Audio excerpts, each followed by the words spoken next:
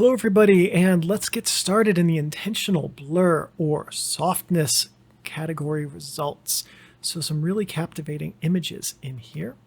We'll start with this first one from Jonathan Mayberry, and I really like this one because, so at first glance I thought, oh, this is sort of like what they call painter style or Monet style. That's my personal name for it, is Monet style, where you take a piece of film and then you expose it 15 to 17 times to the same scene, each time slightly moving the camera. And what that does is it creates a look like an impressionist painting. But after looking at this more, I think this was just kind of a really long exposure that was done standing in place, shaking the camera just a little bit. Very similar effect. And also really like it because it does turn the details when you move the camera, right? Each point of light starts to move in a line.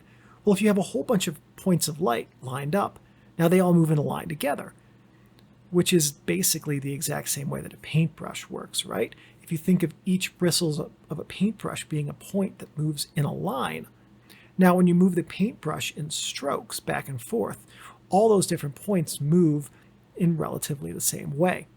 It's a little bit less structured with a paintbrush than it is with, actual light being focused through a lens, but it's as close as a camera can come to replicating the look of a paintbrush right out of the gate.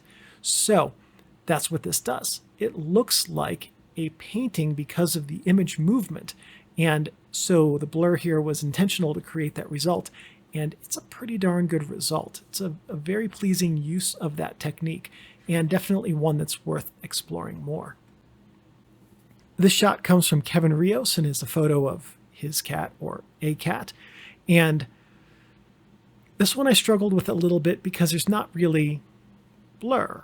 There's selective focus. There's shallow depth of field, actually. It's not selective focus. It's shallow depth of field. It's from right in front of the cat's eyes to the cat's nose are in focus.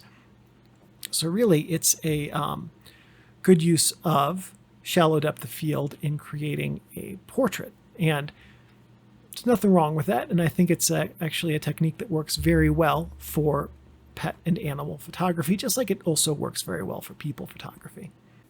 This next photo is from Richard Mander, and it's a relatively soft focus image of a Siamese cat.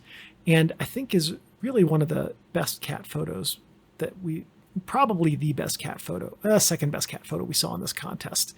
So there was the one of the cat looking directly at the camera. If that video's gone live, I don't know what order these go live in, that I think was better than this one, but this is really good.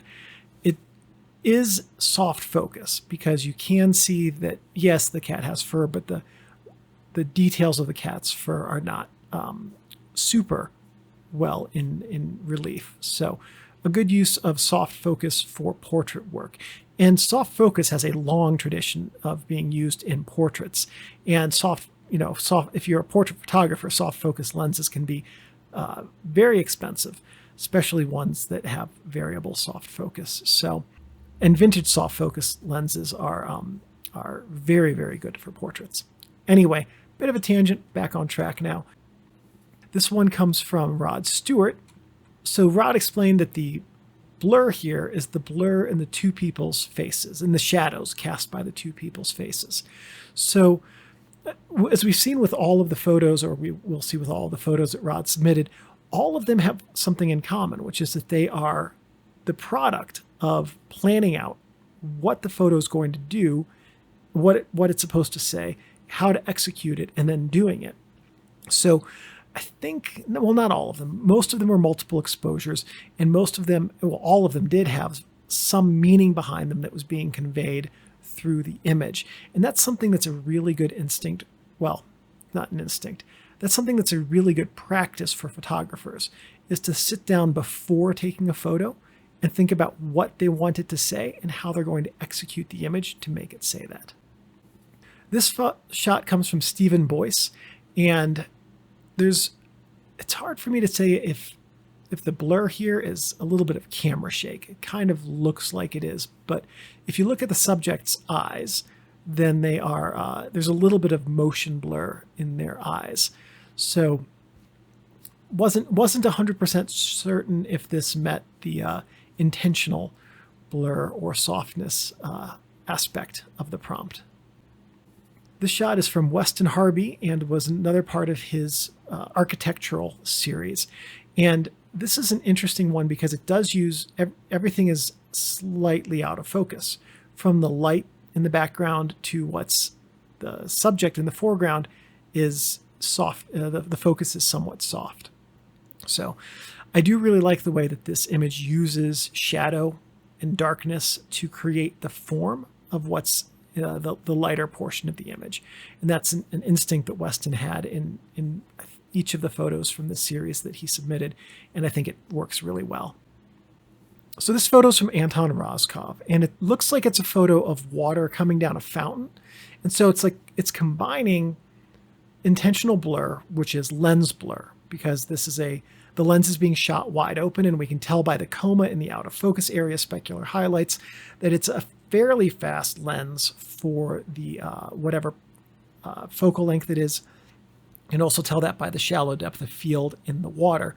But it's combining that lens blur with the freezing of time, the opposite of intentional blur in the water. And I think that's really a well done instinct, because it took the prompt and it played with the idea. Well, I've got intentional blur in the lens. Let's see if I can just kind of not have the blur by freezing time. So I thought that this was one that I really enjoyed the approach to, in the way that it looked at what the prompt was and what the way that the prompt could be executed. And this photo is from Aravindan, and so the blur here is caused by multiple exposures, and it looks like the way that this photo was created was it was done with multiple exposures, and then the part with the boat was masked out and only one of those exposures was kept. And the result creates this sort of surrealistic dreamscape setting. And that's something in Aravindan's entire portfolio that we'll see when we do the portfolio video, is it's all got this sort of surreal dreamscape type look, and it is visually captivating for it. So this was a photo that I really thought executed this prompt well, but because it was a multiple exposure where the overlaying of the different exposures created that blur. So a fascinating concept and a really interesting execution of that concept. So here's a shot from Diego Leone, a street photo shot with intentional blur of the person on the scooter riding past, and the shutter speed being long enough that they are blurry. Tough photos to capture, and one of the only thing I would have suggested about doing this one differently would have been either stepping a little bit further back from the street or having something that was a little bit wider just to capture the scooter, because I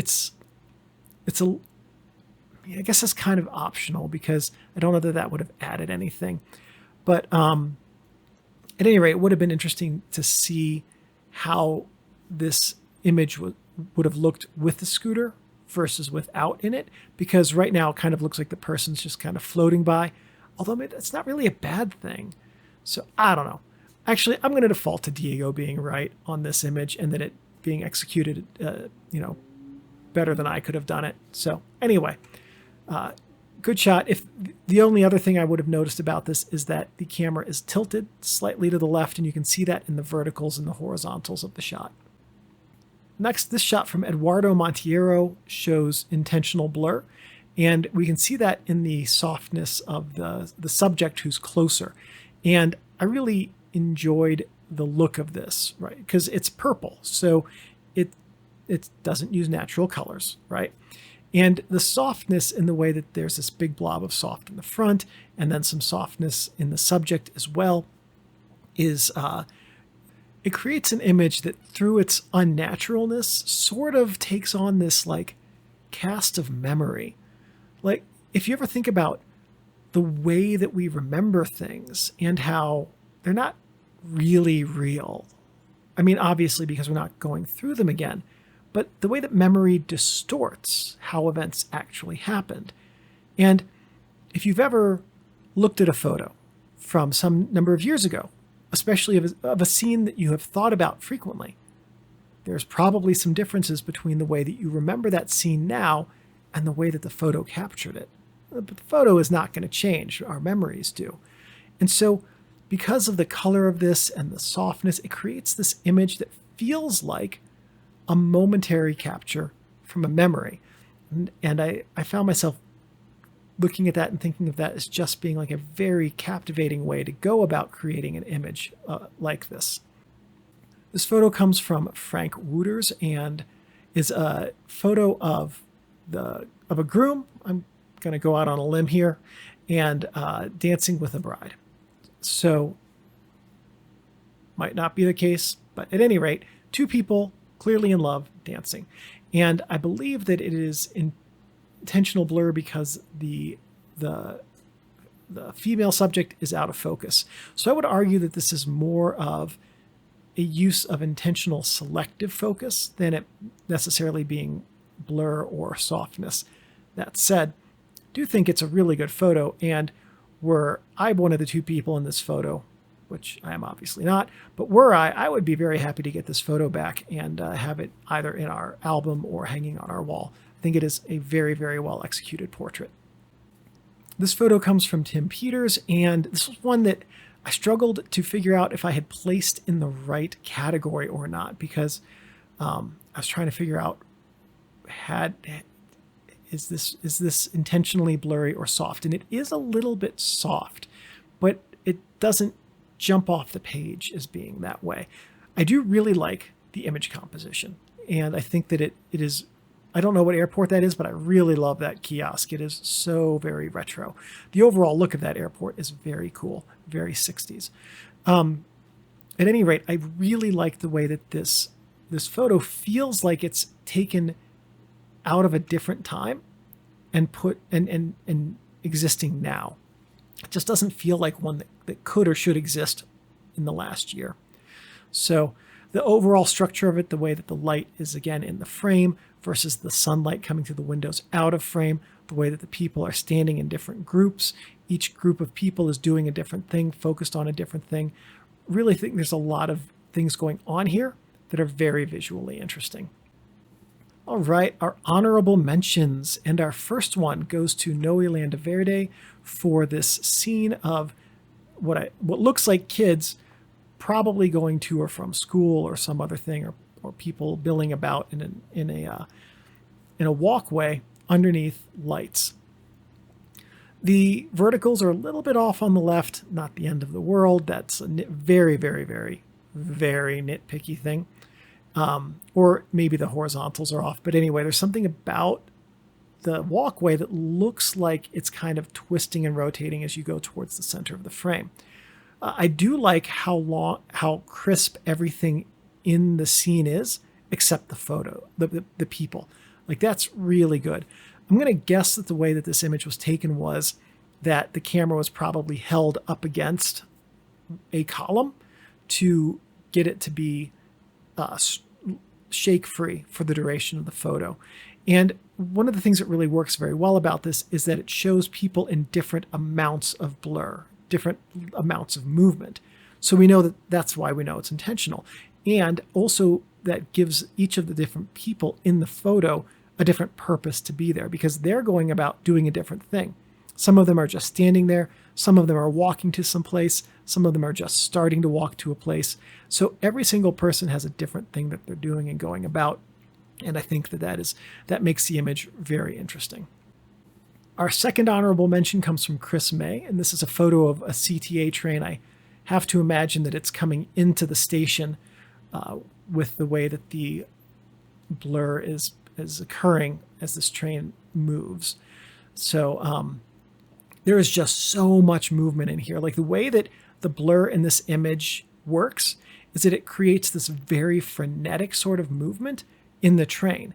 And something that's really interesting here is the way that there's two different kinds of movement. So the reason that I say that it's probably from that the train has got to be moving into the station is if you look at the CTA blur, it goes up and then sideways. And if you look at the lights, they're boomerang shaped, right? But if you look at the top of the train, the buildings, they are straight. And the same thing with some of the details on the other sides. So what I couldn't tell you is if those elements of the blur are digital manipulations, and if everything else, like the reflections on the train, are actual in-scene blur. So regardless, I like the result of this shot a lot. Our runner-up is going to be from Samuel West. And wow, this image, okay, this one really stuck out because one of the things I really liked about it is that it is obviously a film photo. You can see the horizontal lines in it that are scratches probably in the back of the film from some dust or dirt on the either in the cassette or on the film pressure plate. And then the exposure is long enough that there is like not just some motion blur, but some overlapping of the actual person right there in the front. And so you have the person in the front who, because they're closest to the camera, even if they're moving at the exact same speed as the people in the background, will be apparently moving faster because they are closer, right?